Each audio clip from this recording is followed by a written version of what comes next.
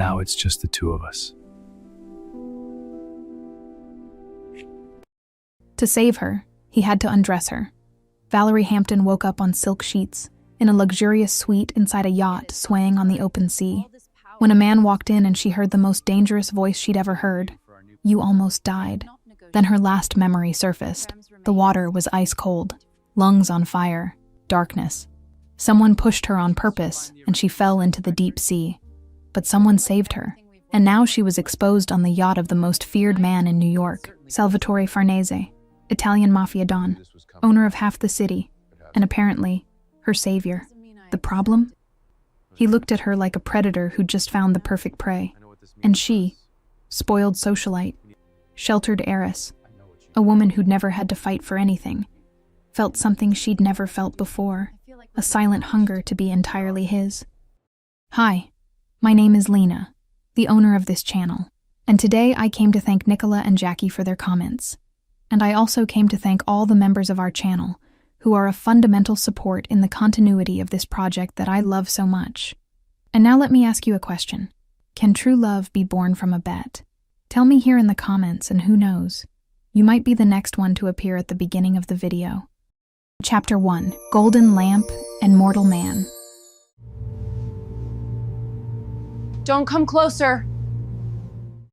I woke up with the sensation that the world was swaying, and it took me a few disoriented seconds to realize it wasn't just my imagination. The surface beneath me was moving in smooth, constant undulations, and my forehead burned as if someone had lit a bonfire inside my skull. I tried to open my eyes, but the light streaming through the enormous windows made me moan softly before I could focus on anything. I processed things slowly, because my brain seemed to be running in slow motion. Silk sheets against my skin, too soft to be from my apartment. Pajamas that definitely weren't the last thing I'd worn before everything went black. The suite around me was massive, with dark wood finishes and gold details that screamed obscene luxury. The panoramic windows showed nothing but open sea in all directions, no sign of land anywhere. This wasn't my room, wasn't a hotel, and by the constant movement under my feet, definitely wasn't anywhere fixed. It was a yacht, I realized with a shiver running down my spine, and a massive yacht judging by the size of this suite. I tried to stand, but my legs trembled as if they'd completely forgotten how to function, and I had to grab the edge of the king-size bed to keep from collapsing onto the gleaming floor. The dizziness came in waves,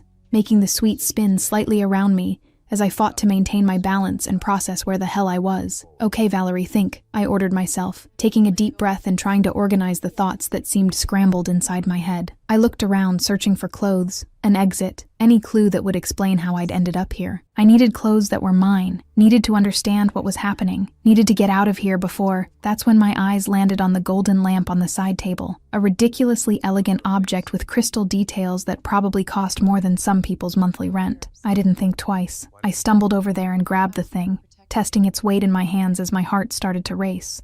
It worked perfectly as a weapon, I decided, positioning the lamp like a baseball bat and trying to ignore how my hands trembled slightly. If someone came in, if whoever brought me here showed up, at least I wouldn't be completely defenseless. The thought was ridiculous considering my state, but it made me feel minimally in control of the situation. The door opened. The man who walked in knocked all the air from my lungs at once, and I couldn't explain exactly why. He was the living definition of elegant danger dressed in an Italian suit, tall enough to dominate the space just with his presence, with black hair slightly tousled as if he'd run his hand through it several times during a long night. His eyes were so dark they looked black at first glance, and they assessed me completely in less than 2 seconds. He stopped mid-movement when he saw me, his gaze dropping slowly to the lamp in my raised hands, and then returning to my face with an expression I couldn't decipher. The silence stretched for 3 eternal seconds while we stood there, me holding luxury decor as a weapon, and him watching me as if trying to decide whether I was a threat or entertainment. "Don't come closer," I said, and internally celebrated when my voice came out steady despite everything, despite my trembling legs and throbbing head. He tilted his head slightly to the side, and something touched the corner of his mouth. Not exactly a smile, but close enough to irritate me. "You're going to attack me with decor?" "With adrenaline," I corrected automatically, raising the lamp another inch just to prove my point, even knowing it was pathetic. This time the expression that crossed his face was definitely amusement, controlled but present, as if he were holding back a laugh. "If I wanted to hurt you, I wouldn't have saved your life. The words took a second to make sense in my still confused brain, and when they finally processed, I felt my stomach turn. What? He moved, and I instinctively stepped back even knowing I had nowhere to go, but he only walked to the table on the other side of the suite with measured, calm steps. He picked up a bottle of water, placed it on the edge of the bed at a safe distance from me, and moved away again, maintaining space between us in a deliberate way that I registered even in my altered state. You were in the ocean, unconscious, with hypothermia setting in, he said, and his voice was low, controlled, carrying a natural authority that made people listen. I pulled you out. My private physician treated you, and you ran a fever all night. He paused, and his eyes assessed me again in a way that made me feel simultaneously exposed and protected. Now you're awake, which is progress. I processed this slowly, lowering the lamp slightly, but not releasing it yet, because letting go of my only defense seemed stupid, even if he'd just claimed he saved me. Why did you save me? Because you were dying. The simplicity of the answer caught me off guard, and I felt frustration rising. That doesn't answer. Sometimes it's the only answer that exists. He interrupted me with that irritating calm, and then gestured lightly toward the bed. Sit before you fall. You're pale. I wanted to refuse out of pure pride, because taking orders from a stranger who'd brought me to a yacht in the middle of the ocean seemed like a terrible idea, but my legs were shaking so badly that I had no real choice. I sat on the edge of the bed, keeping the lamp in my lap like it was a protective amulet, and it was only then that I really looked down and fully processed the silk pajamas I was wearing. They were beautiful, expensive, and definitely not mine. Someone had changed me while I was unconscious, and the realization made me swallow hard. Why am I wearing these pajamas that someone who is clearly not me put on me? I asked, and my voice came out higher than I intended, bordering on hysterical. I had to do that job, he responded with an absolute neutrality that was somehow worse than any embarrassment. Your clothes were dirty, and we needed to take care of you, but I promise I didn't touch anything, and I tried not to look either. Tried? The word came out too loud, echoing through the luxurious suite. How was I going to change you if I didn't look? He arched a dark eyebrow, and there was something in the way he spoke that suggested he was used to being obeyed without question. Besides, my job is kind of like being a surgeon, so it was purely professional. Relax, I didn't do anything. I was bothered by his casual explanation, by the way he talked about undressing an unconscious stranger, as if it were just another regular Tuesday in his life. The comparison to a surgeon should have reassured me, but somehow it only made me more uncomfortable with the whole situation. Who are you? Salvatore Farnese. The surname hit me like a punch straight to the stomach, stealing all the air from my lungs at once. Farnese. I knew that name. Everyone in New York who circulated at the same events I did knew that name. The family that appeared in the business sections of newspapers, and also, according to rumors whispered at charity galas when people thought no one was listening, in federal investigations that never led anywhere. Farnese, I repeated slowly, letting the name weigh on my tongue as I observed him with new eyes, trying to fit the pieces together. As in several things, depending on who's asking, he responded with a dangerous half-smile, and then moved to sit in a distant chair, maintaining that calculated space between us. He didn't seem threatening in his posture, but there was something in his presence that made it clear he was completely in control of every aspect of the situation. And you're Valerie Hampton, of the Hampton family, textiles. Old money. He paused deliberately. You were at Marchetti's charity gala. I confirmed automatically. And then the memory returned with the force of a runaway train, making me choke on air, the ice-cold water burning my lungs, the darkness pulling me down, and the hands. I remembered the hands on my back a second before I fell, and then someone pushed me. Yes, he looked at me directly without looking away or softening, and there was something final in that look. I saw. It wasn't an accident. The world stopped spinning for a second, as his words processed in my brain, and I felt as if all the air molecules had been sucked from the suite at once. My heart started beating so fast, I could hear the blood rushing in my ears, and my hands gripped the lamp so tightly my fingers hurt. Who? The word came out as a hoarse whisper, and I cleared my throat to try again. Who pushed me? I don't know yet, but I will find out, he said, and there was something in his voice that sounded like both promise and threat at the same time. Until then, you stay here. That was the last straw that completely broke my fragile self-control. I stood up again despite my legs protesting, feeling anger and fear in equal proportions rising up my throat. Excuse me, I stay. Someone tried to kill you. He interrupted me, and his voice got even quieter, lower, and somehow that was much more threatening than any yelling could be. At a public event, with 200 witnesses who saw absolutely nothing, that requires planning, resources, and willingness to try again. He let the words weigh in the air between us like heavy lead before continuing. Do you have private security? My family has, I began, but but he cut me off again. Your family was at the event, and you were pushed. He let that observation hang between us, and I felt my stomach sink as the implications started forming in my mind. So, for now, you stay. He stood up in a fluid movement and headed toward the door, and I felt real panic for the first time since I woke up, because suddenly all of this was becoming very real, very fast. Clothes have been provided. Breakfast in 30 minutes, he said over his shoulder, and then paused with his hand on the doorknob, turning slightly to look at me again. His eyes dropped to the lamp I was still holding with both hands, as if my life depended on it, and that dangerous almost smile touched his lips again. And Miss Hampton, you can put down the decor. I promise I don't bite. He paused deliberately, and his eyes darkened in a way that made me forget how to breathe. Yet, the door closed behind him with a soft final click, and I was completely alone in the luxurious suite, in the middle of the open sea, holding a golden lamp as a useless weapon and trembling from head to toe. My legs finally gave out, and I sat heavily on the edge of the bed, dropping the lamp beside me with a muffled sound against the silk sheets. I brought my hand to my mouth, trying to process everything that had just happened, trying to fit together the pieces of a reality that had turned upside down in a matter of minutes. Salvatore Farnese had saved me, undressed me, dressed me, and was now keeping me on his yacht claiming protection. And the scariest part was that he was probably right. I was pushed, I whispered to the empty room, and my voice came out shaky, breaking at the end. Reality finally hit me with full force, breaking the last barrier of denial I'd built. Someone tried to kill me. The words echoed in the silent suite, and I repeated them mentally several times, trying to make them make sense. Someone had deliberately pushed me into the ocean during a charity gala, with hundreds of people around, and no one had seen anything. Or worse, they'd seen and hadn't cared enough to help. And now, I was trapped on a yacht with a man who probably had ties to the mafia, who had seen me fall and had decided to save me for reasons he hadn't fully explained. I lay back on the bed, pulling the silk sheet over me even though I wasn't cold, and stared at the ornate ceiling while trying to process the events of the last few hours. My head still throbbed, my body still trembled, and somewhere in the back of my mind, a small voice whispered that I should be more afraid of the man who saved me than I was. But for some reason I couldn't fully explain. I wasn't. Scared by the situation, yes. Confused and disoriented, absolutely. But of Salvatore Farnese specifically, not in the way I should be. And that, I realized with a shiver, was perhaps the scariest thing of all. Chapter 2. Protection that tastes like possession. How did you know?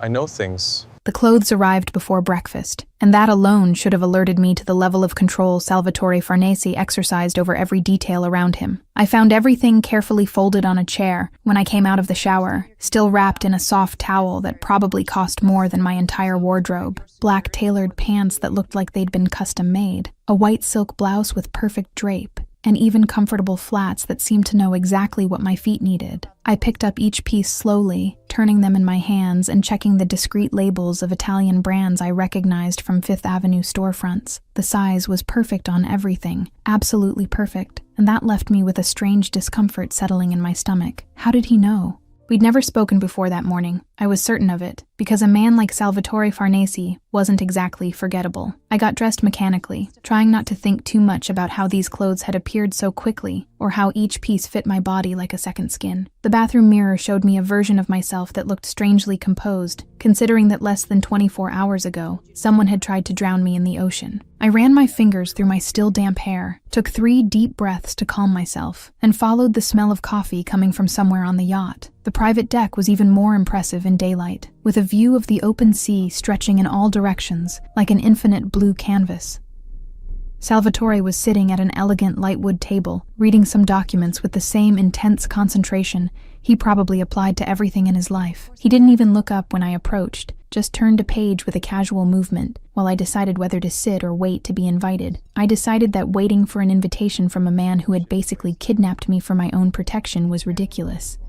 So I pulled out the chair across from him and sat down without ceremony.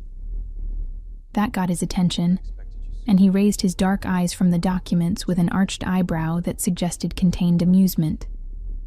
"How did you know my size?" I asked without preamble, because subtlety was never my strong suit, and I was too tired to pretend. "Marcel," he responded simply, without elaborating, and returned to the documents as if that explained absolutely everything. I waited a few seconds to see if he would continue, and when it became clear he wouldn't, I pressed. "Marcel is personal assistant Marcel Dumont, delighted Mademoiselle Hampton." A man appeared out of nowhere at my side, and I jumped slightly in my chair because I hadn't heard him approach. He was French by his heavy accent, with perfectly groomed gray hair and a polite smile that didn't quite reach his observant eyes. "May I offer coffee? Croissant, perhaps? We also have fresh fruit and yogurt if you prefer something lighter." "Coffee, please, thank you," I responded automatically, still processing how he had appeared so silently. "And croissant sounds great." Marcel nodded efficiently and disappeared as silently as he'd arrived, leaving me alone again with Salvatore and my unanswered questions. I waited until Marcel returned with an impeccable tray, served my coffee in a porcelain cup too fine to be on a yacht, and disappeared again before returning to the subject. "And Marcel figured out my size, how exactly?" I asked, picking up the cup and feeling the comforting warmth against my fingers. Now Salvatore really looked at me, setting the documents on the table with a deliberate movement and giving me his complete attention in a way that made my stomach do a little flip. "Public photos, interviews, event appearances. You wore the Valentino dress in April at the Metropolitan Charity Gala. Size 36. He said all this with the same naturalness someone would use to comment on the weather, and then returned to his documents as if having memorized such specific details about me was completely normal. An uncomfortable shiver ran down my spine, and I felt something between violation of privacy and a strange curiosity about why he would know this. "That's invasive. That's efficiency," he corrected, without looking up from the paper, turning another page with long, elegant fingers. "For you, maybe, but for me," I began, feeling irritation rising. "Would you prefer to wake up without clothes?" He cut me off, finally giving me his full attention again, and there was something in his dark eyes that made me completely forget what I was going to say. The silence stretched between us while I felt my face inevitably heat up, because he had a valid point even though I hated to admit it. "No." Then, something touched the corner of his mouth, not exactly a smile but close enough to make me want to throw my coffee at him, and then he returned to the damn documents as if the conversation was over. I spent the rest of breakfast in tense silence, eating the croissant that was absurdly delicious, and trying not to think about how Salvatore Farnese apparently knew details about my life that I myself had forgotten. When I finished, I stood up without saying goodbye, and decided to explore the yacht, because sitting near him was doing strange things to my ability to think clearly. I spent the following hours wandering the luxurious corridors, discovering room after room decorated with impeccable taste and too expensive to be real. There was a library with floor-to-ceiling shelves, a private movie theater, even a fully equipped gym. It was like being in a floating 6-star hotel, except I couldn't leave and the owner had admitted connections to organized crime. It was when I tried to call my family that the reality of my situation really began to weigh on me. I grabbed my phone that someone had left charging in the room, and when the screen lit up, there wasn't a single signal bar, no available Wi-Fi, absolutely nothing. I tried several times, walking around the entire yacht looking for some spot where I'd get signal, and after 10 frustrated minutes I decided I needed answers. I found Salvatore in an office at the heart of the yacht, sitting behind a massive dark mahogany desk, surrounded by computer screens and more papers than any person should have to deal with. I walked in without knocking because I was too irritated to care about etiquette. "My phone doesn't work," I announced, and my voice came out louder than intended, echoing in the elegant space.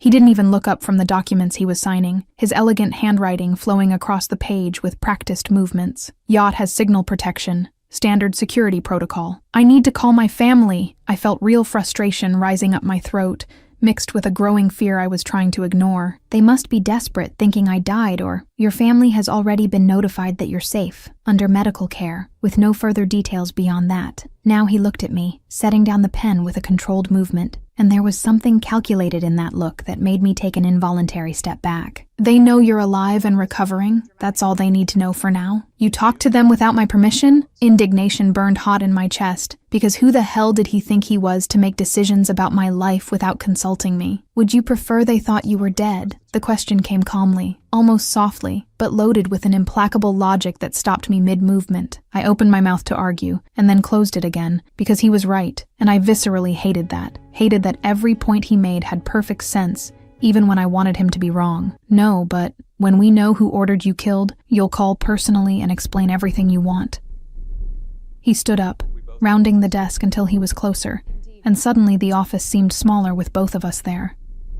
Until then, minimal communication with everyone. We don't know if there's infiltration in your circle, if someone close is passing information, if your phone is compromised. I felt my legs fail at the implication of those words, and I had to lean on the edge of the desk to keep from falling right there. The wood was cold under my fingers, solid and real, anchoring me while the world seemed to spin. You think someone close to me. I think whoever planned this knew your detailed schedule, that you'd be at that specific event. At what time?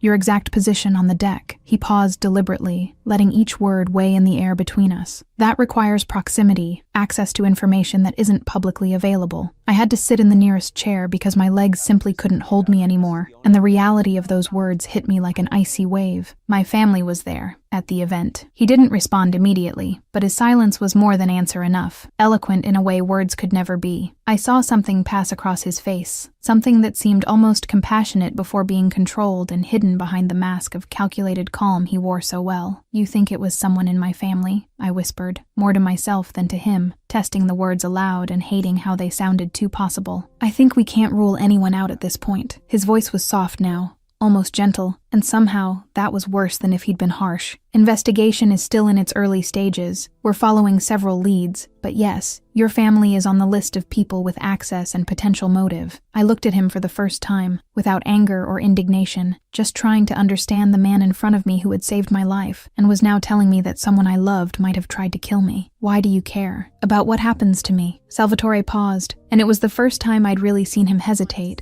as if he were searching for words that didn't come easily to him. He ran his hand through his dark hair, in a gesture that seemed unconscious, messing up the already tousled strands even more, and for a second he seemed less mafia don and more just a tired man. I saw you fall, he said finally, his voice low and loaded with something I couldn't completely identify. And I'm not a man who watches without doing anything. I'm not a man who lets someone die when I can intervene. The explanation felt incomplete somehow, as if there were layers he wasn't saying, but before I could press for more details, he was already moving. He grabbed a glass of water from somewhere and placed it on the table beside me with a care that contrasted with the tension still present in his shoulders. Water. Drink. Fever can come back if you don't hydrate adequately. He said all this without looking me in the eyes, already turning toward the door in a movement that seemed almost like escape. Salvatore, I began, not even really knowing what I wanted to say, just feeling that he couldn't leave yet. But he was already leaving, closing the door behind him before I could finish the thought, leaving me alone in the elegant office,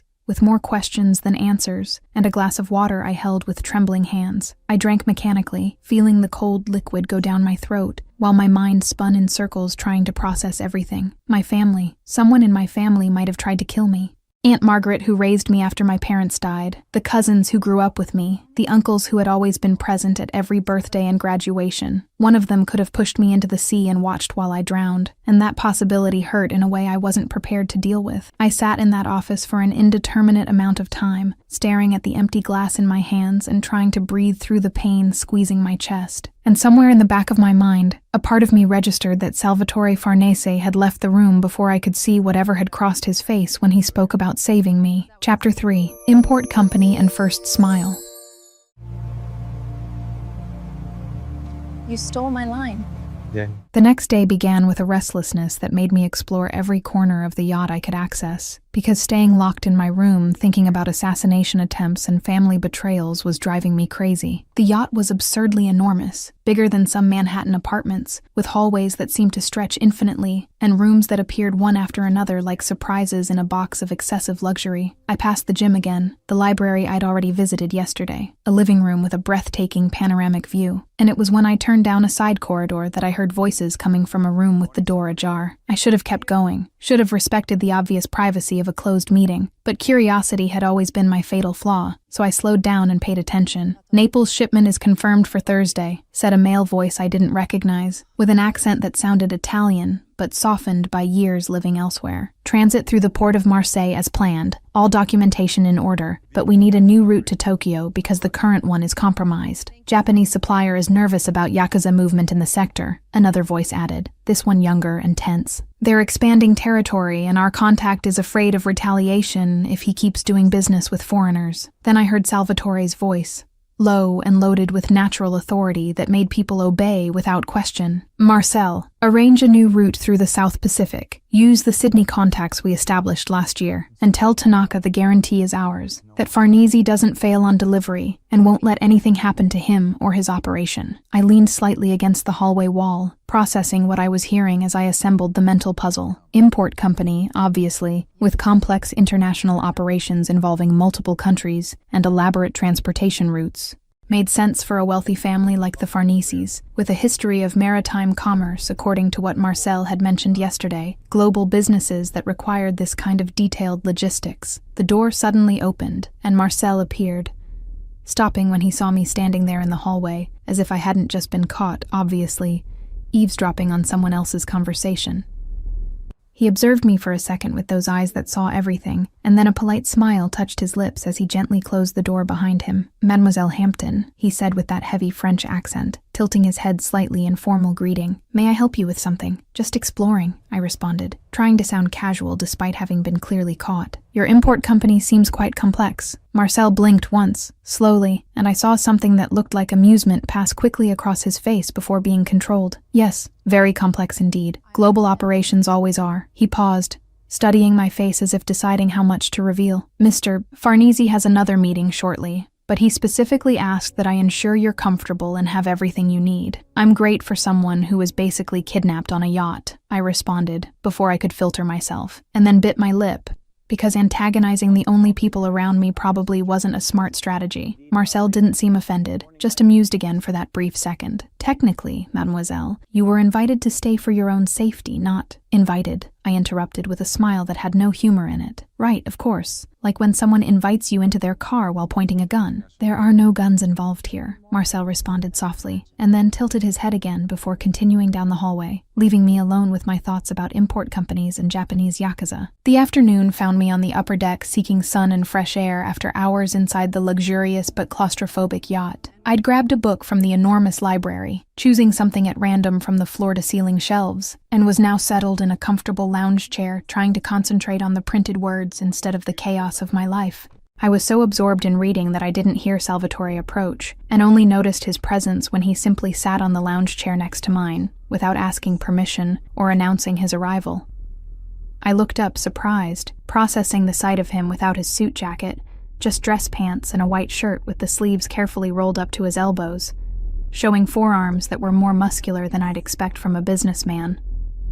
He looked different like this, less intimidating mafia don, and more just a man who'd taken a few hours off from work. His hair was even more disheveled than usual, as if he'd run his hand through it several times while dealing with whatever was in the documents he always seemed to be reading, and there was a slight shadow of stubble on his strong jaw that hadn't been there in the morning. "Do you always sit wherever you want without asking?" I asked, marking the page in the book with my finger, but not closing it completely. "Yes, it's my yacht," he responded with that irritating calm, settling in comfortably as if he belonged there, which technically was true. "It's my personal space," I argued, even knowing it was useless. Salvatore turned his face to look at me, and there was something in his dark eyes that seemed almost playful. "Do you always growl at people like this? Or am I special?" I stopped completely, the book almost slipping from my fingers as I processed those words. I had said something very similar to him yesterday when I was irritated about the blocked phone, had asked if he always controlled everything, or if it was special for me, and now he was throwing my own words back with perfect timing. "You stole my line," I accused, feeling my lips curve into something that wanted to be a smile even against my will. "Learned from the best." He paused, and then gestured lightly to the book in my hands. "What book?" I turned the cover so he could see, watching his reaction when he processed the title, The Prince by Machiavelli. "Your library, your collection choice." Something genuine passed across his face, an expression that seemed like surprise mixed with something that could be respect. "You read Machiavelli to distract yourself from assassination attempts?" "I read to understand men like you," I corrected, placing the book in my lap and turning completely to face him. "It is better to be feared than loved. Do you believe that?" The question hung in the air between us,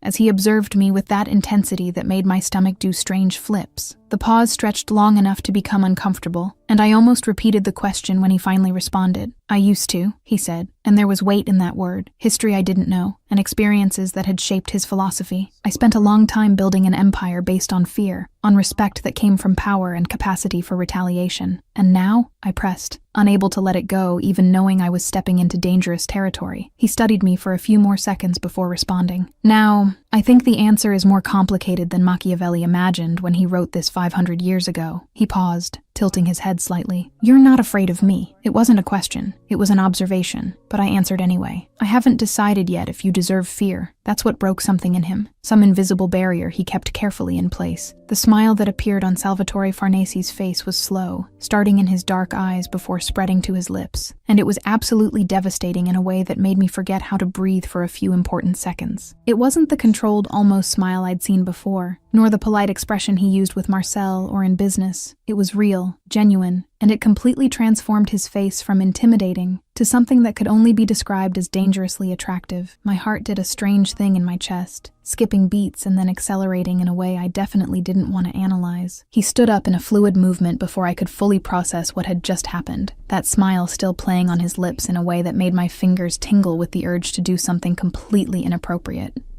"Dinner at 8. Don't be late," he said, already starting to walk away. "I didn't," I began, but he turned back, cutting me off with just a look. "And Miss Hampton," his voice was loaded with something I couldn't identify, but that made me want to pay attention to every word. "Machiavelli also says something about knowing your allies better than your enemies, about understanding the motivations of the people around you." He paused deliberately. "I'm an ally, and for now, I'm the best one you have." He left before I could respond, leaving me alone on the deck with a book about political power and a heart beating too fast to be healthy. I looked down at the prints in my lap, at the words about fear and love and power, and wondered if Machiavelli had foreseen that 500 years later, a woman would be sitting on a yacht, trying to figure out if she was fascinated or terrified by the man keeping her there. Probably both, I finally decided, marking the page and closing the book. Definitely both. Chapter 4, Clothes, Security, and Premature Jealousy. Are you jealous? Are you jealous?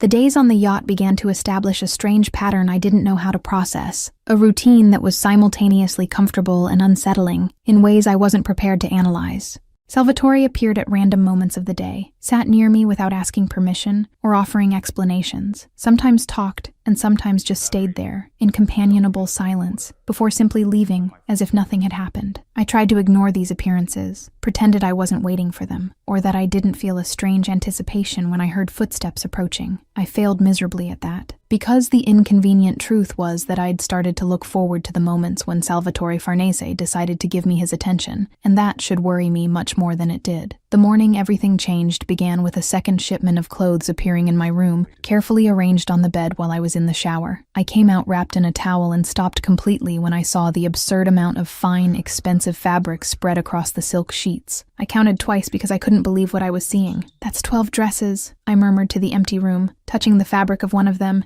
and feeling the obvious quality under my fingers. 12 dresses and 2 coats, and this is absolutely ridiculous. I found Salvatore having coffee on the deck, as always, and marched over there still angry about the invasion of expensive clothes I hadn't asked for. He looked up when I approached, something that seemed like amusement already present in his expression, before I even opened my mouth. "Salvatore," I began, crossing my arms over my chest. "I don't need 12 dresses. Investigation will take longer than a few days," he responded calmly, setting down the tablet he was reading. "You need appropriate clothes for the time you'll be here. Not 12 dresses." My voice rose despite my efforts to stay calm. "That's excessive even by luxury kidnapping standards." He tilted his head, and that dangerous, almost smile touched his lips. "Would you prefer to stick with just the sheet then?" I felt my face heat instantly, warmth rising up my neck to my cheeks, as memories from the first morning came back too vividly. "Stop mentioning the sheet." "As you wish," he agreed, but the smile in his dark eyes made it clear he was saving that reaction for future use. I went back to the room, still irritated but without valid arguments, and it was when I was looking at the dresses again that I really processed how perfectly each piece fit my personal style. I picked up an emerald green one specifically, holding it against my body and seeing in the mirror how the color complemented my skin tone perfectly. The fit would be impeccable, I knew without even needing to try it on, and the size was exact as always. I looked for Salvatore again, finding him in the office office this time, and entered without the courtesy of knocking because apparently that had become our established dynamic. "How do you keep getting the size of everything right?" I asked without preamble, holding up the green dress as evidence. "Not just the size, but the style, the colors I like, everything. How?" He looked at me for a long moment before responding, setting down the pen he was holding and giving me complete attention in a way that always made my stomach flip. "I pay attention." 3 simple words that carried too much weight, and the silence that followed was loaded with something I didn't know how to name, but that made the air seem denser. I held the dress tighter, not knowing what to say, feeling something strange settling in my stomach that definitely wasn't discomfort, but that I wasn't ready to identify. "Thank you," I finally managed to say, my voice coming out softer than intended. "For the clothes. They're beautiful." He just nodded, already returning to the documents as if the conversation was over, and I left the office feeling like something important had just happened,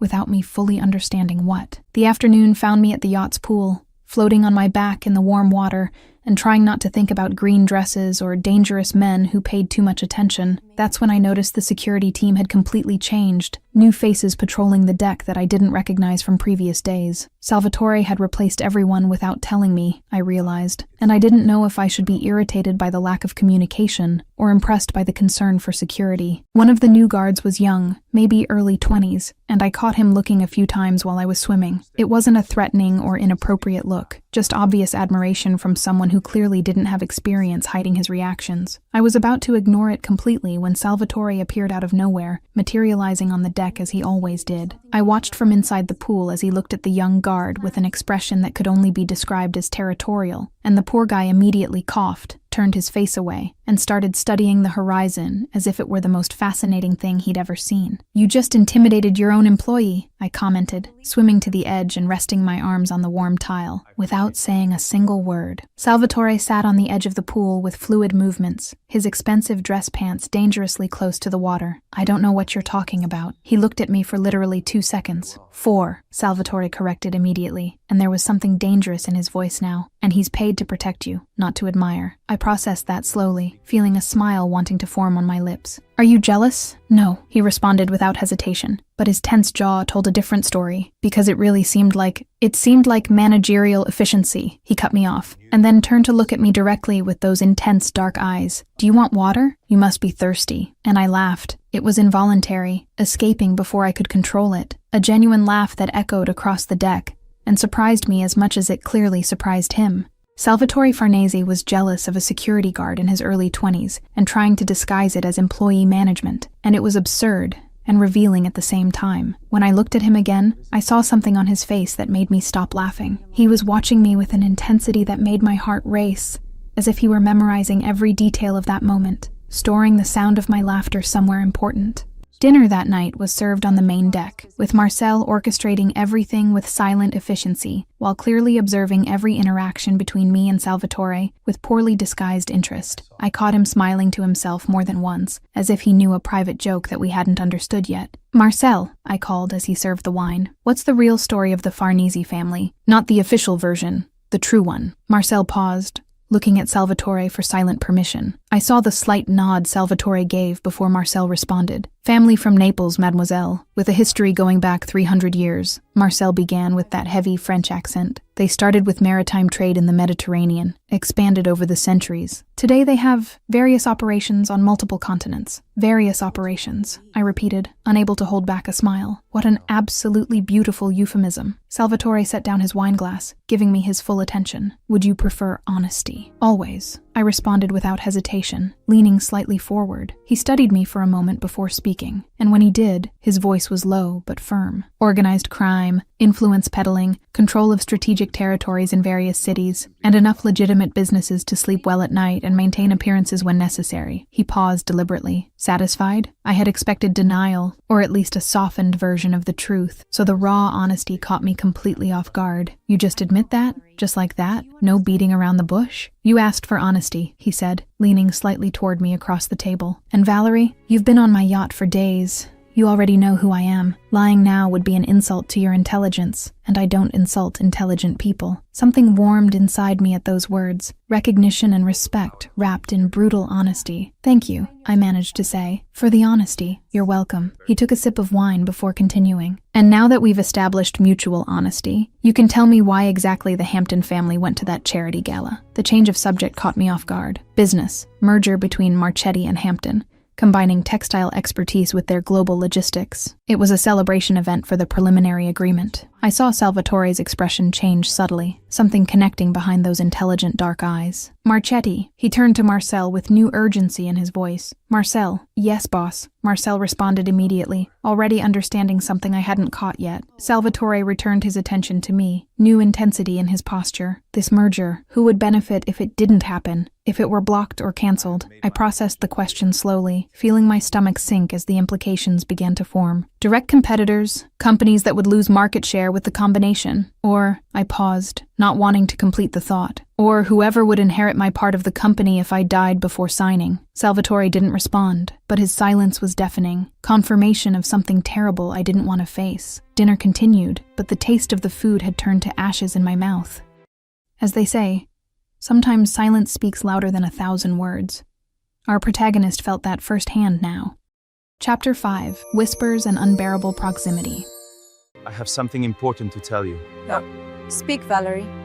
The investigation advanced in silence around me, with Marcel appearing daily in Salvatore's office carrying thick folders and reports they discussed in low voices. I'd started to notice the pattern, the way Marcel always arrived at the same time in the afternoon, how Salvatore got more tense after these meetings, how his jaw locked when he processed information he clearly didn't like. It was on the 4th day that I finally got the courage to ask directly about progress, finding Salvatore alone in the massive library, leafing through a book that looked older than most living people. He looked up when I entered, closing the volume carefully, and giving me his complete attention in a way that still made my stomach do strange flips. Any news? I asked without preamble, because subtlety was never my strong suit. About who tried to kill me. Salvatore gestured to the armchair across from his, waiting for me to sit before responding. We have 3 main names on the suspect list, all with access to your schedule, all with potential financial motive, all present at the event. I felt my heart accelerate uncomfortably. Who? Margaret Hampton is at the top. He watched me carefully as he said this, clearly assessing my reaction. Your aunt.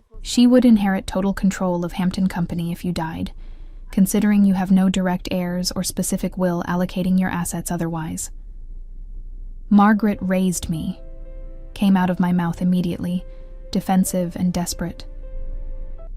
After my parents died when I was 15, she took guardianship of me, gave me a home, treated me like a daughter. She wouldn't. I'm not accusing yet. Salvatore interrupted me gently. I'm investigating possibilities based on concrete facts. Motive, opportunity, access. He paused significantly. But I need to ask, Valerie, exactly how much would she inherit if you died? I didn't want to answer, didn't want to give voice to this horrible possibility, but his question demanded the honesty we'd established between us. Everything, the entire company, the Hampton name, the assets, the properties, stakes in other companies. She's my closest living relative, so in the absence of a specific will, I let the sentence die because completing it made everything too real. The silence that followed was heavy, loaded with implications neither of us wanted to verbalize. Salvatore said nothing, just watched me process the information as I fought against the nausea rising up my throat. The afternoon found me in my room trying to make sense of all of it. Papers spread across the bed as I assembled a mental timeline of the events from that fatal night. I wrote names, times, who was where when, trying to find patterns that would explain how someone managed to push me into the sea without witnesses. I was so absorbed in the work that I didn't hear Salvatore enter, only noticed his presence when he spoke right behind me. What are you doing? I jumped slightly, turning to find him much closer than expected, observing the scattered papers with obvious interest. Have you ever heard of knocking? Yes, it's my yacht, he responded, with that irritating logic, moving even closer to get a better look at my improvised timeline. You assembled a complete chronology of the event. Interesting. I tried to concentrate on what he was saying instead of focusing on how he was too close now, practically leaning over me to examine the papers, the heat from his body perceptible even without physical contact. Yes, thinking about who knew my exact position at that specific moment.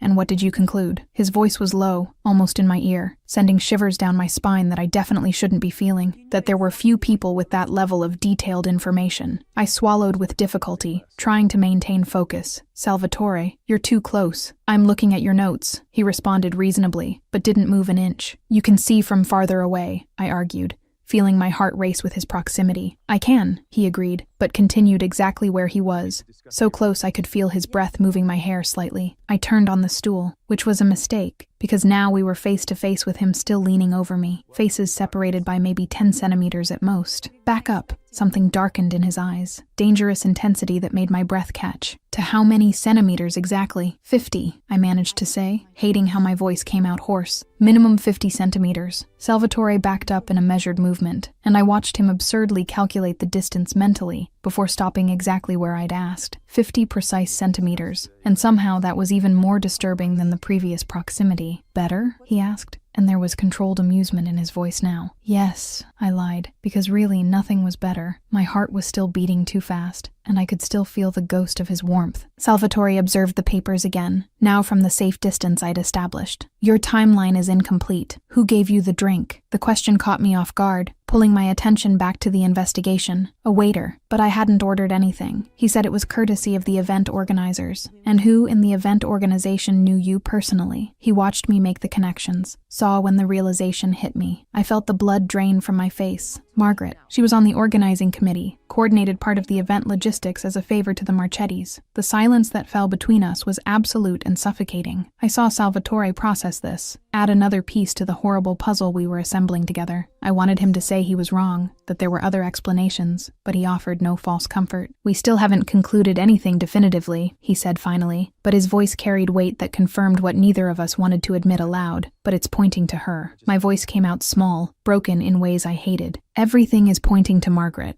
Salvatore approached again, violating the 50 centimeters I'd established.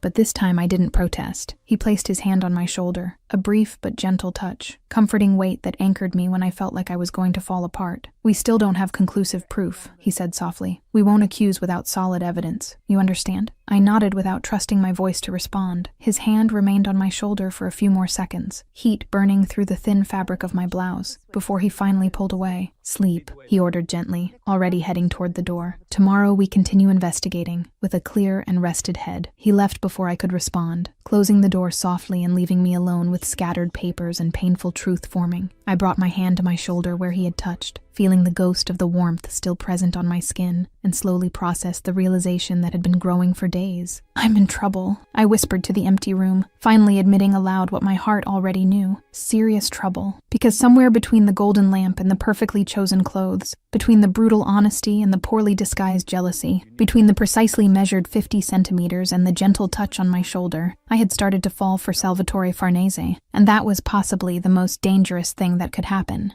considering my already complicated enough situation. At least our protagonist already admits in her thoughts that she's really falling for Salvatore. But will this story end well for her? Chapter 6. Interested Rival and 3 Languages. You threatened him. I did not. Stop, both of you.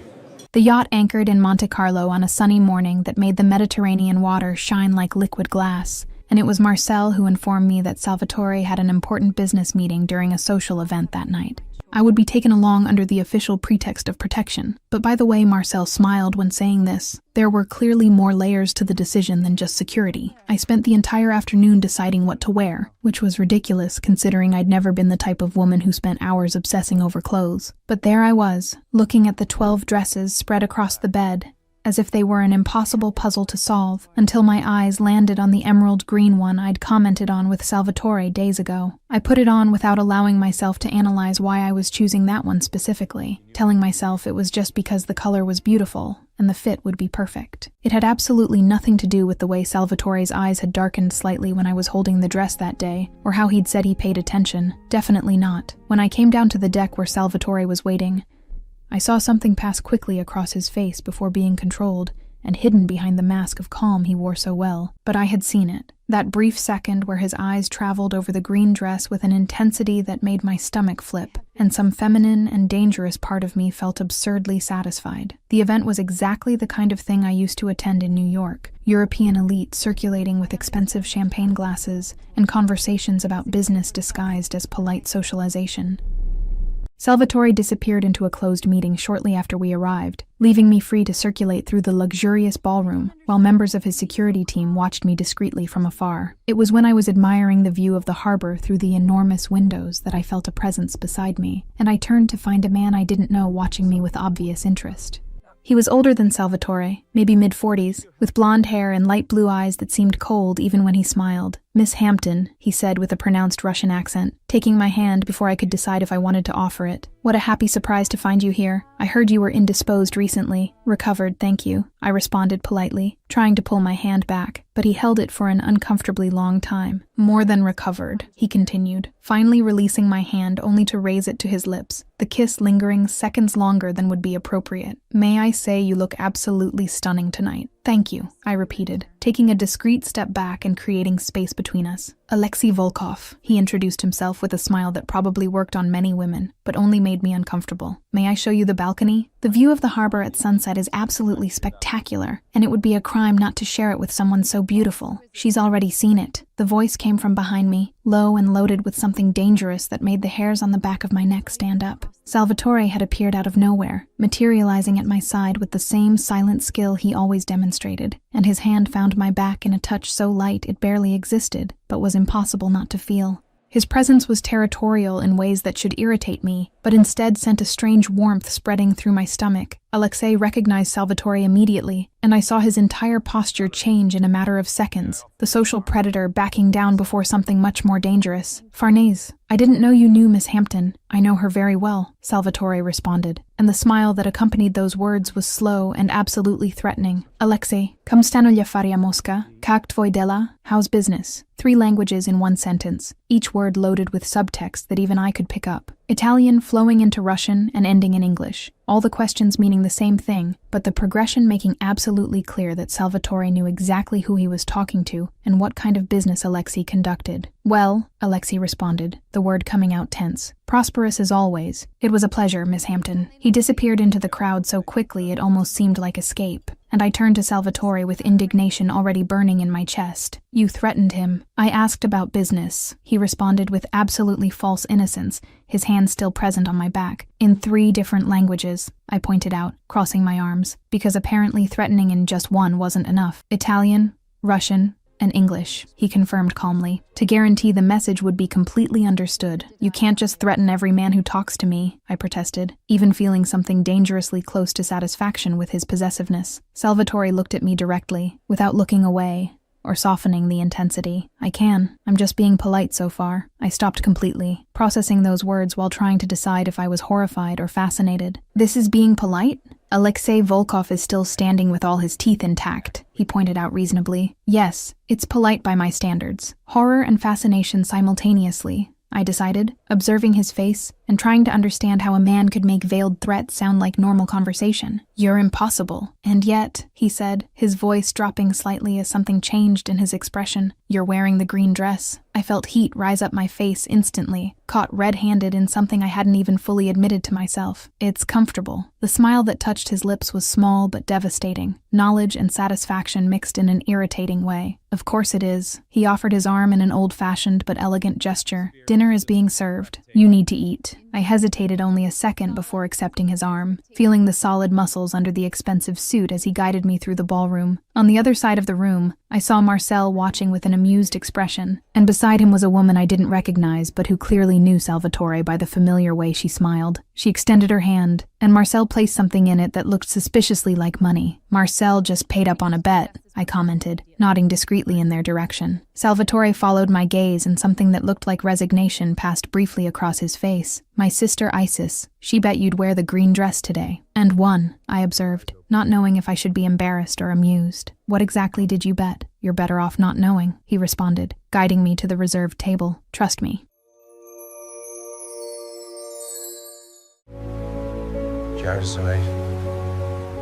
Your heart is racing. Chapter 7. Almost Kiss and Wordless Confession. The night after the event in Monte Carlo found me on the yacht's deck under a starry sky that seemed infinite. Points of light scattered across the deep black in ways I could never see in New York, with all the city's light pollution. The yacht swayed gently, anchored somewhere between the French and Italian coast, and the air was warm enough to be comfortable without a jacket.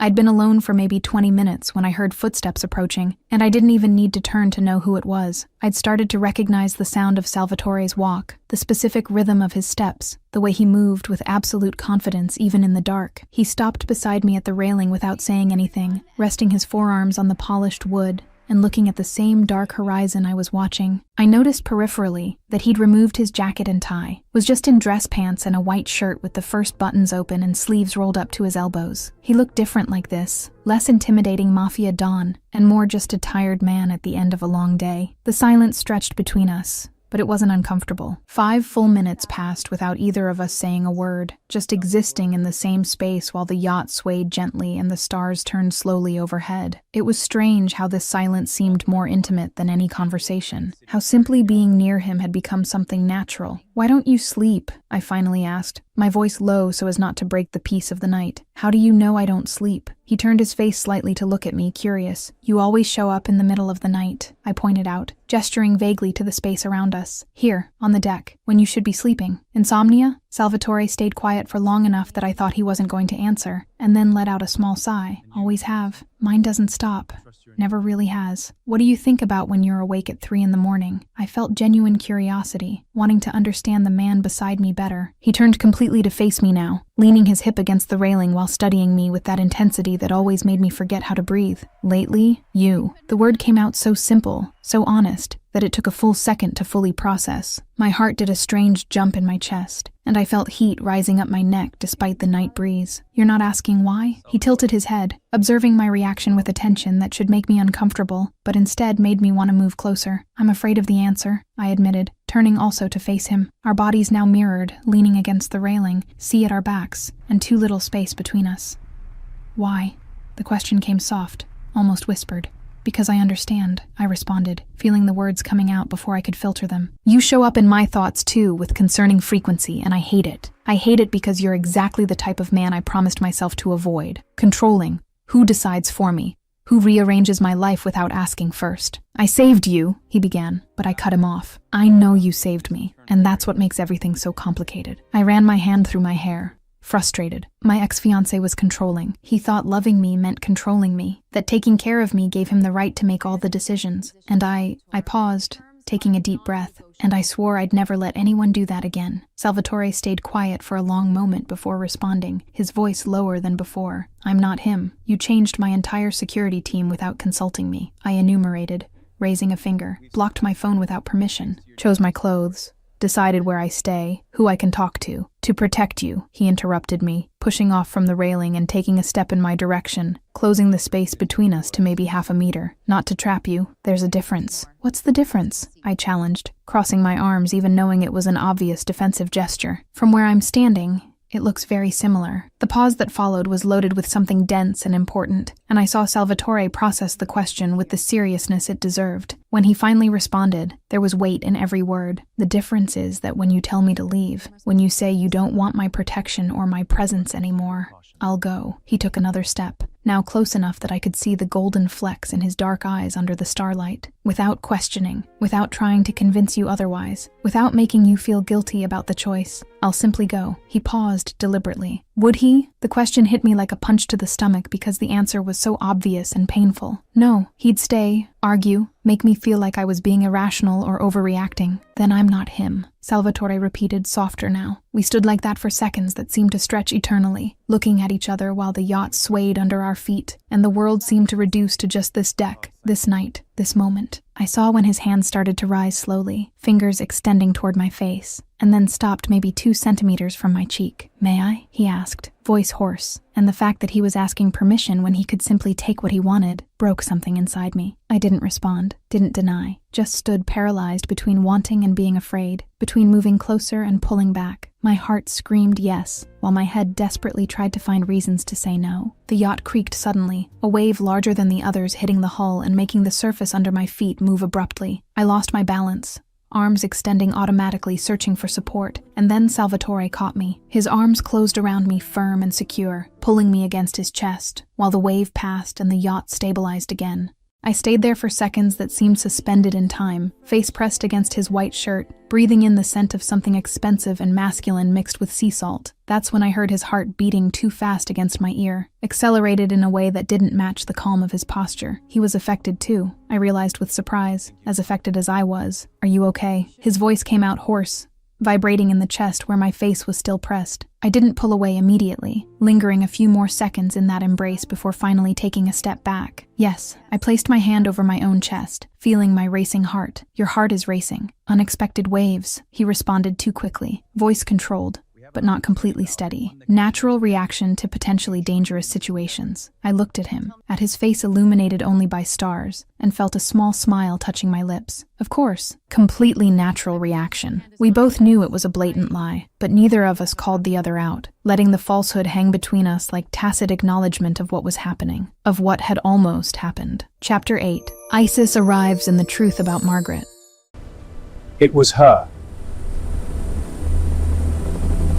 The sound of the helicopter cut through the morning silence before I even saw it, the rotating blades creating an unmistakable noise that echoed over the calm water. I was having coffee on the deck when the aircraft appeared on the horizon, black and elegant against the blue sky, approaching the yacht with the precision of an experienced pilot. Salvatore appeared beside me almost immediately, and I noticed the tension in his shoulders relax slightly when he saw the helicopter. "Who is it?" I asked, having to speak louder because of the noise from the blades, as the helicopter began its landing maneuver on the helipad at the rear of the yacht. "My sister," he responded, and there was something in his tone I'd never heard before, softer, almost affectionate. "Isis. She's bringing the final results of the investigation." The helicopter landed with the precision of a procedure practiced thousands of times, and when the blades began to decelerate, the door opened, revealing a woman who was clearly related to Salvatore. She had the same intense dark eyes, the same black hair that shone under the morning sun, the same presence that commanded attention just by existing. But where Salvatore was all rigid control and contained power, she moved with the fluid confidence of someone who'd never had to prove anything to anyone.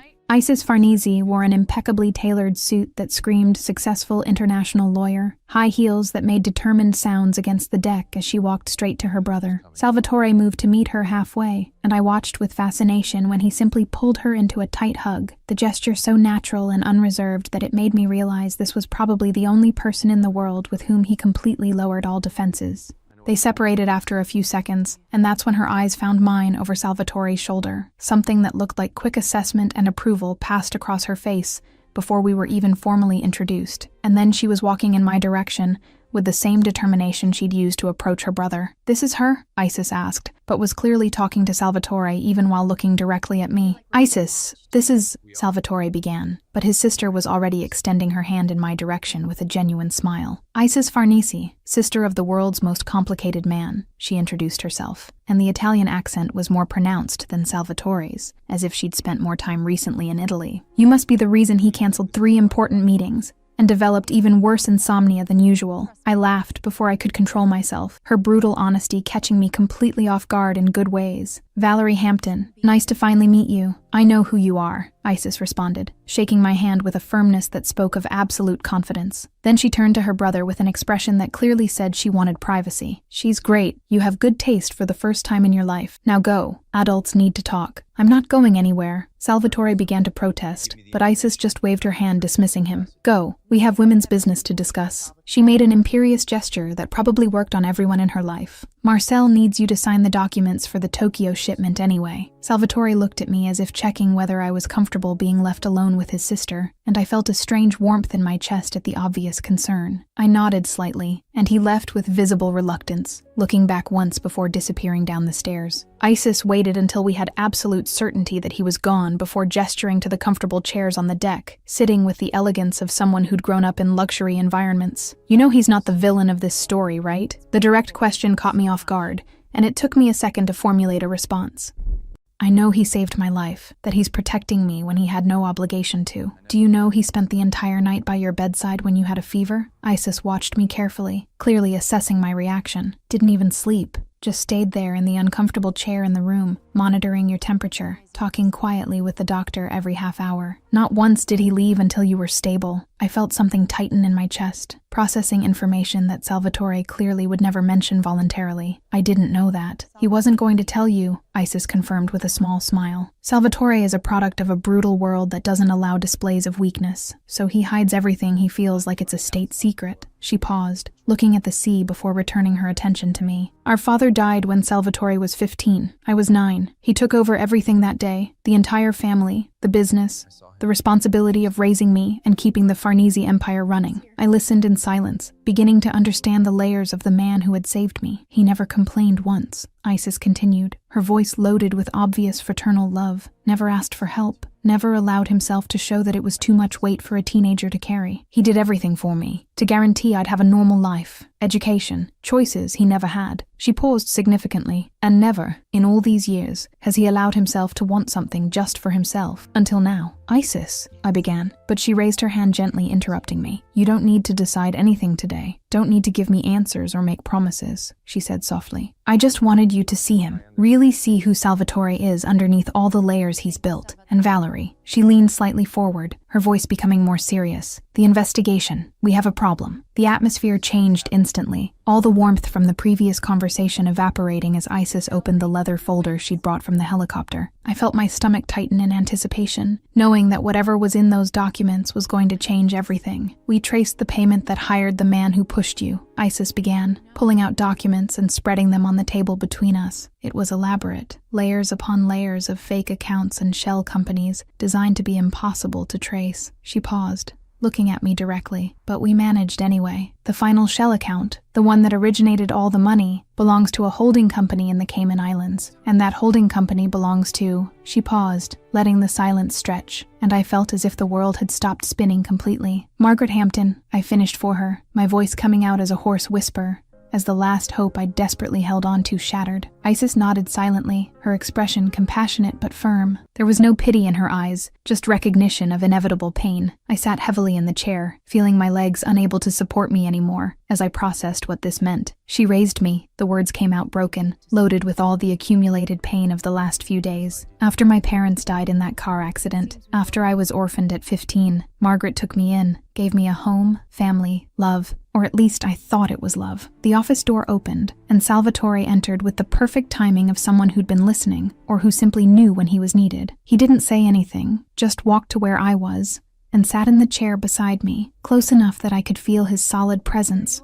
but without touching me, just offering silent support. Why? The question came out small, vulnerable in ways I hated. Why would she do this? Isis exchanged a quick look with her brother before responding, and it was Salvatore who spoke. Inheritance and control of the company, as we suspected. But there's more. He pulled another document from the folder. The merger with the Marchettis. If you die before signing the final agreement, Margaret inherits everything and can block the merger completely. And we discovered that Marchetti has a parallel agreement with her. Secret. That would be much more advantageous for both if you were out of the way. I felt nausea rising, the betrayal being much worse than I'd imagined. She waited for the right moment, the public event, the perfect opportunity to make it look like an accident. Drunk socialite falls into the sea during party, Salvatore continued, his voice low but firm. No one would question it, just a regrettable tragedy, except you weren't drunk, and I saw what happened. Why were you looking at me? The question came out before I could filter it, and when I looked at him, I saw something pass quickly across his face. The pause before the answer was long, loaded, and when Salvatore finally spoke, there was brutal honesty in the words. Because you were the most interesting person at the entire event. I'd been watching for a while before the incident. How long? I pressed, needing to know. Long enough to notice when someone approached from behind, he admitted, and the weight of those words hit me completely. He hadn't saved me by chance or opportunity. He was paying attention, specifically to me, before anything even happened. Salvatore, I began, but he stood up abruptly. I'll deal with Margaret. We have enough evidence now, he said, already moving toward the door with that determination I'd learned to recognize. I grabbed his wrist before thinking, my hand closing around the warm skin, and he stopped instantly as if he'd hit an invisible wall. With me, I insisted, my voice firmer than I felt. I deal with this with me, but teach me how. Show me what to do. Salvatore looked at my hand on his wrist for a long moment, and then his eyes rose to meet mine, something intense burning in those dark depths. Okay. Together then. The word hung between us like a promise and recognition of a partnership that had formed without either of us fully realizing when. It wasn't just protector and protected anymore. It was something more. Something I wasn't ready to name yet, but that I felt growing every day. Chapter 9. Confrontation with Margaret and Explosion. Why did you do it? I did what was necessary. Was it? The plan was assembled on Salvatore's office table with the precision of a military operation, every detail discussed and analyzed until we were certain nothing could go wrong. I would call Margaret, keep my voice controlled and normal, say I was recovering and wanted to see her. Salvatore would be beside me during the call, monitoring every word, every reaction of hers through the speakerphone. I picked up the phone with my hands trembling slightly and felt Salvatore's presence move closer, staying close enough that the warmth of his body was comforting, but not invasive. I took 3 deep breaths before finally dialing the number I knew by heart, the number of the woman who had raised me and who apparently had tried to kill me. "Valerie!" Margaret's voice came too loud, too relieved, false in ways I never would have noticed before, but that were now obvious. "My God, darling, where are you? We've all been desperate." "Aunt," I managed to say, keeping my voice steady despite everything. "I'm fine. Recovering. I had an accident, but I'm being taken care of." "Accident?" She repeated the word with concern that sounded too practiced. "What happened?" "No one could tell us anything. I can explain in person," I responded, following the script we'd prepared. "Can I see you tomorrow? I need to talk to you about some things." Of course, darling." The answer came too quickly, too eagerly. "Do you want me to come to where you are? Where are you exactly?" I noticed the question, the way she tried to seem casual, but there was real urgency behind the words. "I'll come to you. It's easier. Tomorrow morning at your apartment. Is that okay?" "Perfect. I'll be waiting. I'll be here all day." Brief pause. "I'm so relieved you're okay, Valerie." "So relieved." I hung up and stared at the phone in my hand as if it were an alien object. Salvatore remained quiet beside me, waiting for me to process, and then I spoke aloud the realization that had hit me during the conversation. "She didn't ask where I was," I whispered, raising my eyes to meet his. "Not once in the entire conversation did she ask my location, where I'm staying, who I'm with. Nothing." "No," Salvatore agreed softly. "She didn't. Because she knew I should be in the ocean," I completed, feeling the realization hurt physically in my chest, or dead at the bottom of the sea. She didn't expect me to be alive to answer this call. The next morning came too fast and too slow at the same time, and I found myself in the back seat of Salvatore's luxury car, on the way to Margaret's apartment in Manhattan. His security team followed in a separate vehicle, discreet but present, and Salvatore was beside me in the back seat wearing a tiny microphone hidden in the lapel of the blazer I was wearing. "You don't have to do this," he said for the 3rd time, his voice low and loaded with real concern. "I can have the team handle everything. You don't need to expose yourself like this." "I need to," I responded, looking out the window as the city passed by. "I need to hear it from her mouth, need to understand why. I need closure before I can move forward." Margaret's apartment was exactly as I remembered, decorated with impeccable taste and full of family photos that now seemed like elaborate lies. She opened the door before I even knocked, pulling me into a tight hug that made my stomach turn with the obvious falseness. "My dear girl," she murmured, holding my face between her hands and studying my eyes as if she really cared. "What a scare you gave us. What happened exactly?" I entered the apartment, feeling the weight of the microphone on my lapel, and knowing Salvatore was listening to every word from the car discreetly parked on the street. "Someone pushed me into the sea during the party, Aunt. Pushed me on purpose." I saw the mask slip for a fraction of a second before Margaret recomposed her expression into appropriate shock. "Pushed? It wasn't an accident? But who would do something like that?" "I was hoping you could tell me," I responded, keeping my voice calm despite my heart beating uncontrollably. "Considering the payment to the man who pushed me was traced back to you, the silence that fell in the apartment was absolute and suffocating." I watched Margaret process the words, saw the exact moment she realized she'd been caught, when the mask of concerned aunt fell completely revealing the cold and calculating woman underneath. "You shouldn't have survived," she said finally, her voice completely different now, devoid of any affection. "It was planned perfectly, executed without flaws. How did you survive?" The confirmation hurt more than I'd anticipated. Even knowing the truth, hearing her admit it so casually ripped the air from my lungs. "Why? You raised me after my parents died." "I raised you as an investment," Margaret responded with a coldness that made me take a step back. "Your father was my brother, but left absolutely everything to you. Not to me, his own sister who helped build the Hampton Empire from the beginning. 20 years taking care of you, sacrificing my life. And for what? To watch you inherit everything while I get crumbs? You could have asked, talked, negotiated," I began. But she cut me off with a bitter laugh.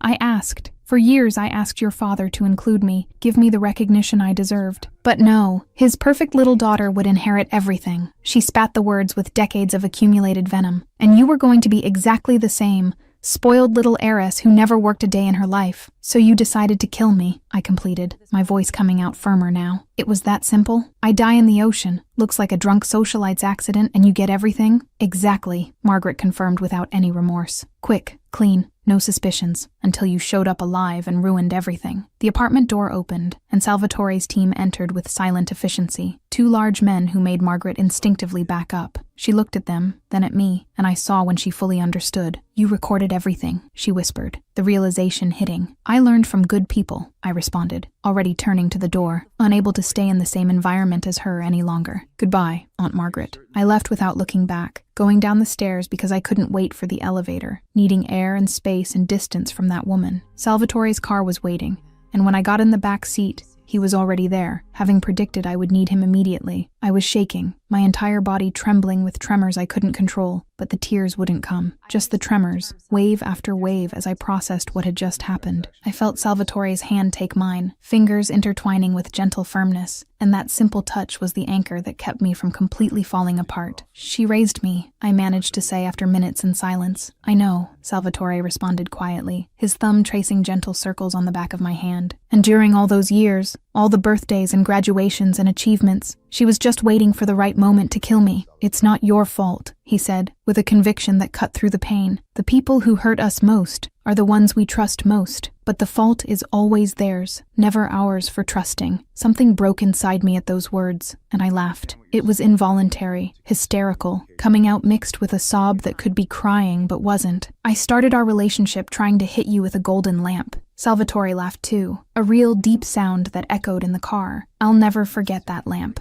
The absolute determination on your face. I looked at him through the tears that were finally starting to fall, and he raised his hand, his thumb wiping away a tear running down my cheek. The hand remained there, warm against my face, and we both knew the moment had finally arrived. Chapter 10. When it explodes, its killer night fell over the yacht.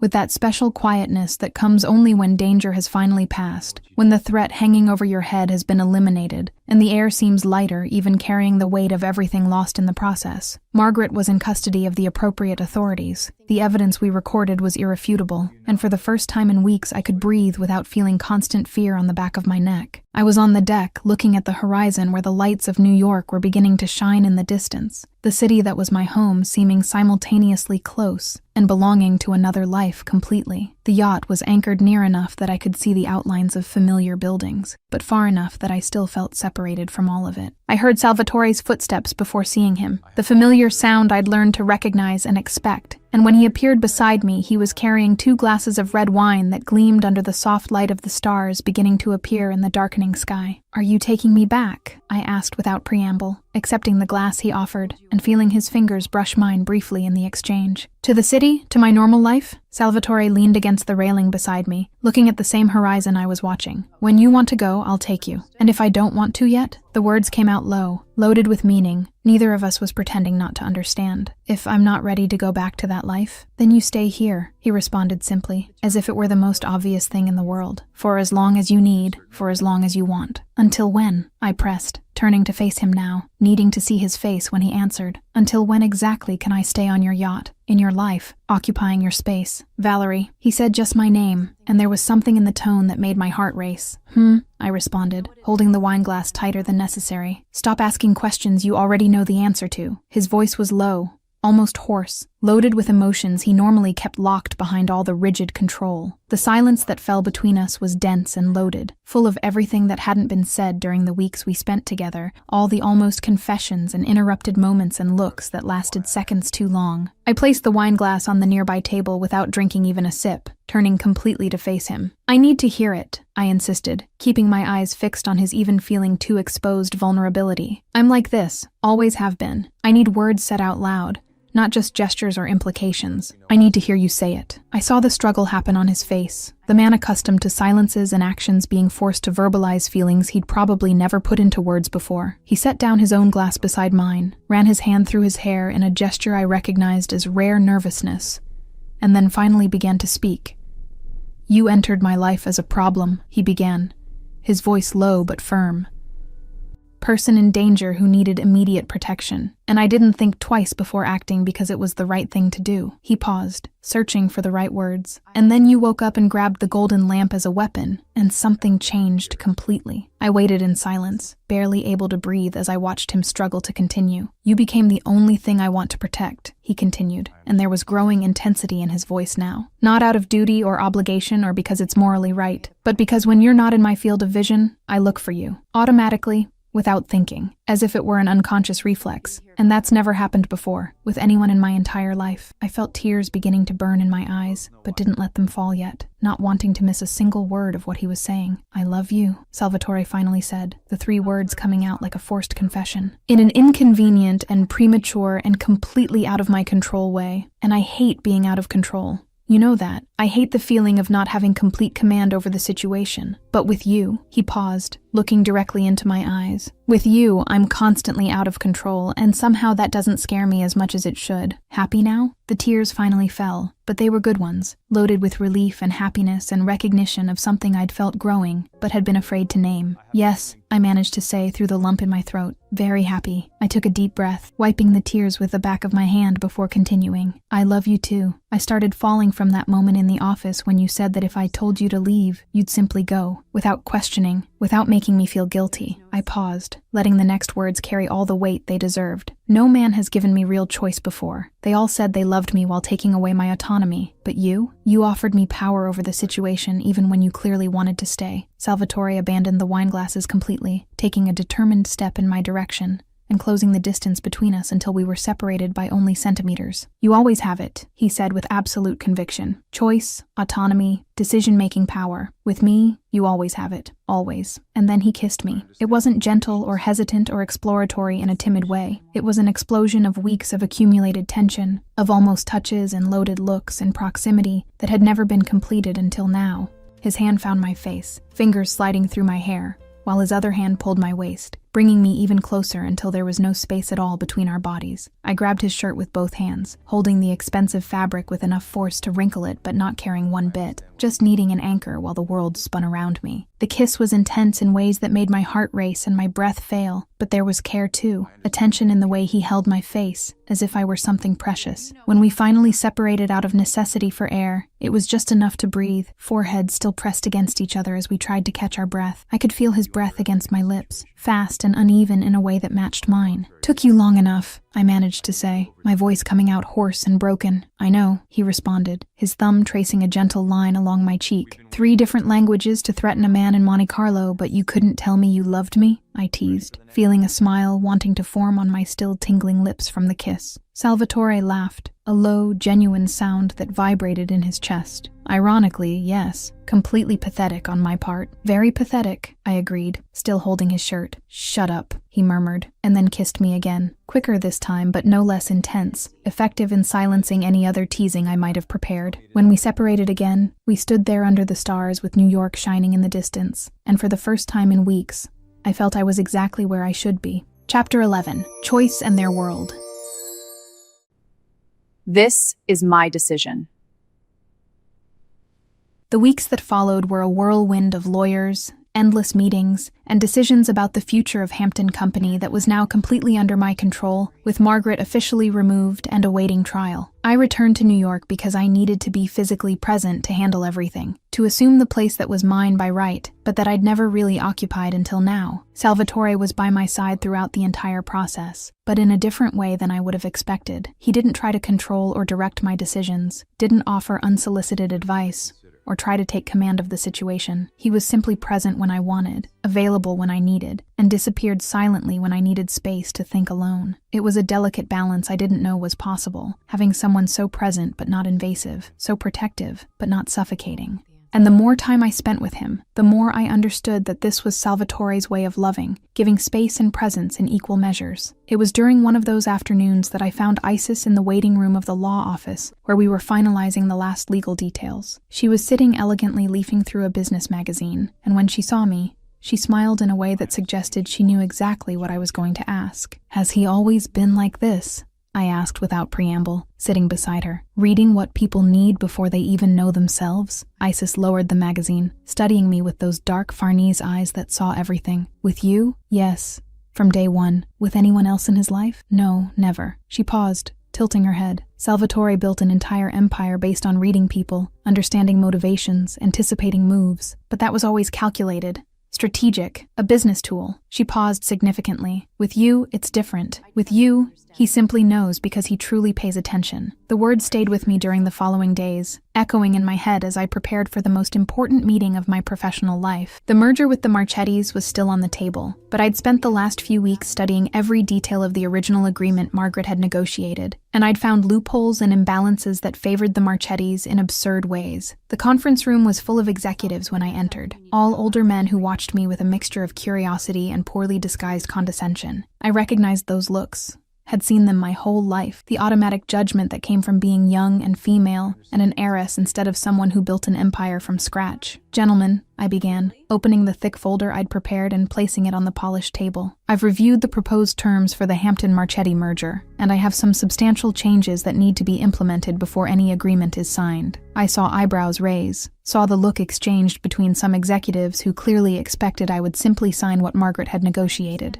I spent the next hour methodically dismantling each unfavorable clause, presenting counter-proposals that balanced the power and guaranteed that Hampton Company maintained adequate autonomy even after the merger. When I finished, I closed the folder with a definitive movement and looked around the table. Any questions about the new terms? The silence that followed was absolute, loaded with surprise and reluctant respect. They had completely underestimated the socialite who appeared in society columns, and now they were processing that this same woman had just renegotiated the entire agreement on much more favorable terms for Hampton. "No questions, Miss Hampton," the Marchetti CEO said finally, inclining his head in acknowledgement. "The new terms are acceptable." I returned to my office in the Hampton building feeling a mixture of exhaustion and satisfaction, and it was when I was organizing the documents on the desk that I heard the door open without prior knocking announcing it. I didn't even need to look to know who it was. "You know how to knock," I commented without looking up from the papers. "I do," Salvatore responded, and I heard amusement in his voice. "I don't like to." Brief pause. How did it go? I finally looked up, finding him leaning against the doorframe with that casual elegance that made it seem like he belonged in any space he occupied. "Well, they completely underestimated me.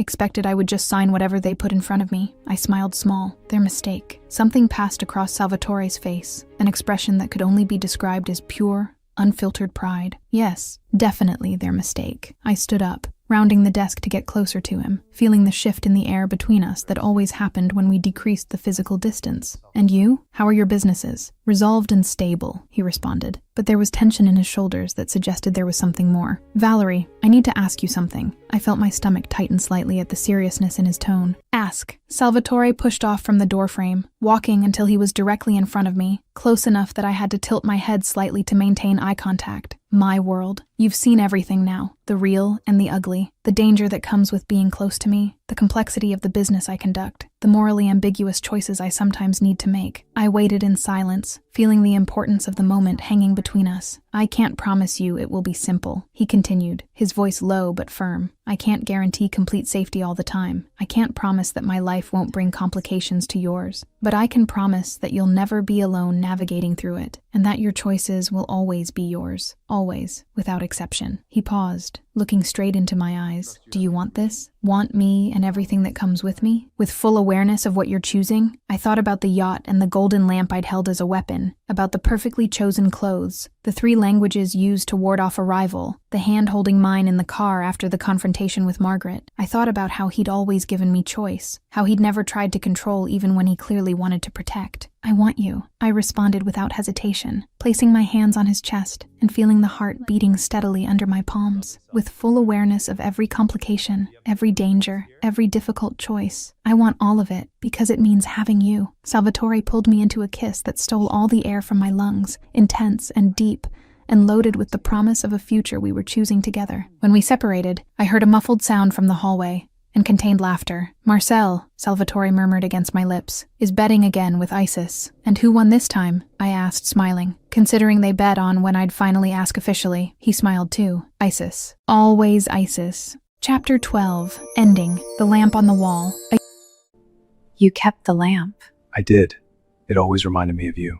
I'm glad. A year later, the penthouse I'd bought in Manhattan was full of voices and laughter, the kind of intimate party that was luxurious but welcoming at the same time, with the right people instead of simply many people. The panoramic windows showed the illuminated city below, New York shining as it always did at night, and I circulated among the guests feeling something that could only be described as deep contentment. Hampton Company had flourished under my leadership over the past year. The merger with the Marchettis had been completed on my terms, and was generating the results I'd predicted, and for the first time in my life, I felt I was exactly where I should be, doing exactly what I should be doing. I was no longer just the Hampton heiress who appeared in society columns. I was the Hampton CEO who appeared in business sections. It was when I saw Isis entering through the door that I noticed something different in her posture, an almost radiant happiness that made my attention immediately focus. And then I saw Marcel right behind her, his hand landing briefly on her back in a gesture that was simultaneously possessive and protective, and the realization hit me like lightning. "You too," I managed to say when I approached, looking between Isis and Marcel with growing surprise. "You're together?" Isis smiled in that way that illuminated her entire face, taking Marcel's hand and intertwining their fingers in a way that made it absolutely clear this wasn't new. For 6 months, actually. We wanted to keep it private at first, see if it was real before announcing it to the world. 6 months! I immediately turned looking for Salvatore in the room, finding him talking with some investors near the window. I marched over there with determination, interrupting the conversation without ceremony. "You knew?" Salvatore looked at me with that expression I already knew so well, the one he used when he knew exactly what I was talking about, but was going to feign innocence anyway. "Knew what exactly?" "About Isis and Marcel." I crossed my arms, trying to seem irritated despite being more amused than anything else. "How long have you known?" 3 months, he admitted without hesitation, because honesty between us had become absolute over the past year. "Marcel told me, and asked me to keep it secret until they were ready to tell publicly. I respect secrets when they're asked of me." "You should have told me," I protested, even knowing he'd done the right thing by respecting their request for privacy. Salvatore took my hand, pulling me slightly closer with a movement that seemed natural after a year together. "Marcel trusted me with sensitive information. I wasn't going to break that trust even for you." He paused, his thumb tracing circles on the back of my hand. "But now that they've told, I can say I bet with Isis that they'd last. She thought it would just be a passing fling. And who won? Me. Obviously." There was obvious satisfaction in his voice. I recognize real love when I see it, especially after finding my own. The casual comment made me smile involuntarily, and I leaned against him briefly before returning to circulate among the guests, feeling the warmth of his hand on my back for a second, before we separated again to fulfill our roles as hosts. The hours passed in a pleasant mixture of conversations and laughter, and when the last guest finally left, it was past midnight. Isis and Marcel had been the last to go, with Isis hugging me tightly and whispering in my ear that she'd never seen her brother so happy, that I'd worked a miracle in making Salvatore Farnese relax the rigid control he maintained over everything in his life. I closed the door behind them and turned to find the apartment in a post-party state, empty glasses and scattered plates that the cleaning service would deal with in the morning.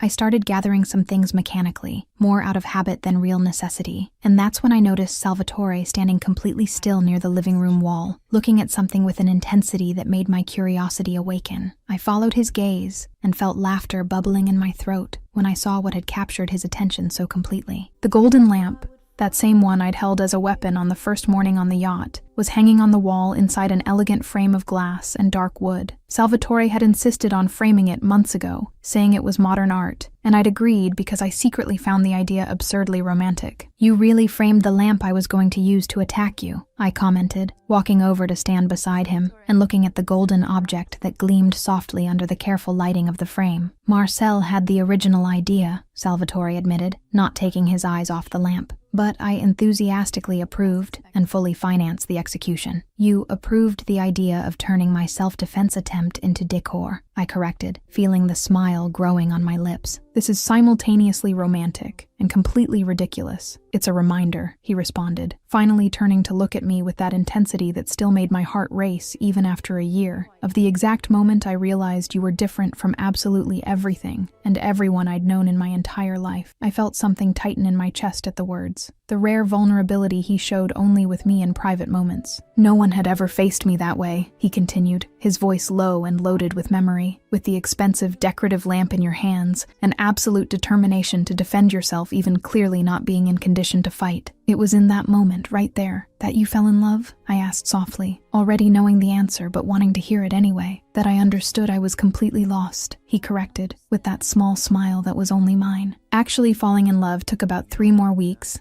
and an absurd amount of denial on my part. The laugh escaped before I could control it, genuine and loud enough to echo in the empty apartment. Salvatore pulled me closer, arms wrapping around my waist while I was still laughing, and then kissed me in a way that transformed the laughter into a sigh. The kiss was long and deep, loaded with an entire year of growing love and built trust and choices made together. When we finally separated, we stood there under the soft light illuminating the framed lamp, New York shining through the windows at our backs. "What if I'd missed the lamp and actually hit you?" I asked, playing with the collar of his shirt. "That first morning, if my aim had been better, I would have let you hit me," Salvatore responded without hesitation. "You clearly needed that moment of control over the situation, and a lamp to the head would be a small price to pay to see that fire in your eyes." I looked at him incredulous and amused at the same time. "Is that love or masochism? With you?" He pulled me even closer, eliminating any space that still existed between our bodies. "Sometimes it's exactly the same thing, and I wouldn't change anything." He paused, that dangerous smile touching his lips. "Now shut up, Hampton." The kiss that followed was different from the previous one, more intense and urgent, his hands finding my hair while mine closed on his shirt. And when we finally separated out of necessity for air, we were both breathing heavily. 6 months later, the Farnese yacht cut through the calm waters of the Mediterranean under a sky beginning to lighten with sunrise, and I was on deck with hot coffee in my hands, watching the horizon change colors as the day began.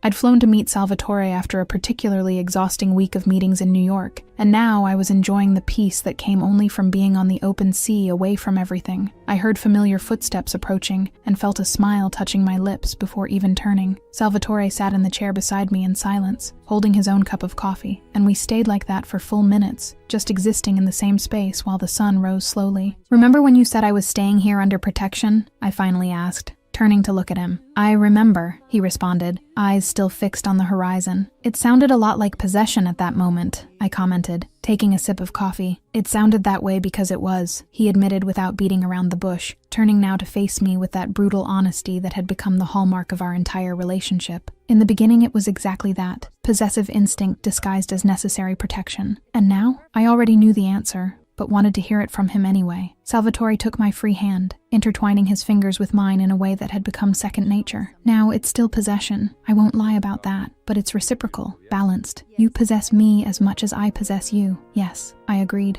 squeezing his hand. "That's exactly it." The silence returned, but it was comfortable and complete, full of everything that had happened since that first morning when I woke up in an unfamiliar suite. The sea stretched in all directions. The sun continued rising, painting the sky impossible colors, and the coffee was perfect. And there we were, two impossibles who found each other because of a calculated push, a golden lamp used as a weapon, and the absolute stubbornness of neither one giving in first. Now we were just the two of us in the middle of the Mediterranean, choosing to wake up together and watch the sunrise, choosing complicated love and reciprocal possessiveness, and the future we were building side by side. Final message. I confess that Valerie almost killed me with that lamp. Not literally, of course. But writing a protagonist who wakes up in panic and decides expensive decor is a viable weapon. Genius and exhausting at the same time. I spent 3 days rewriting that scene because I needed you to feel her adrenaline, the desperation disguised as courage, without falling into the cliché of the helpless damsel. Salvatore was my biggest challenge. How many times did I write Mafia Dawn and delete it angrily because it sounded like every dark romance that exists? He needed to be dangerous without being abusive, possessive without being toxic, controlling out of genuine protection and not fragile ego. The line is as thin as a razor's edge. The framed lamp at the end? A 3 a.m. idea that made me laugh alone like crazy. Because that's exactly what love does. Transforms absurd moments into sacred relics. Margaret hurt to write. Family betrayal always hurts, even being fiction. But you know what I loved most? The precisely measured 50 centimeters. His obsession with details about her. The 3 languages. the jealousy disguised as managerial efficiency. Love is in the details no one else would notice. P.S. If you don't frame something ridiculous from your relationship after reading this, you miss the entire message. And if you want to check out another deep story of true love, click on the video that appears now on your screen.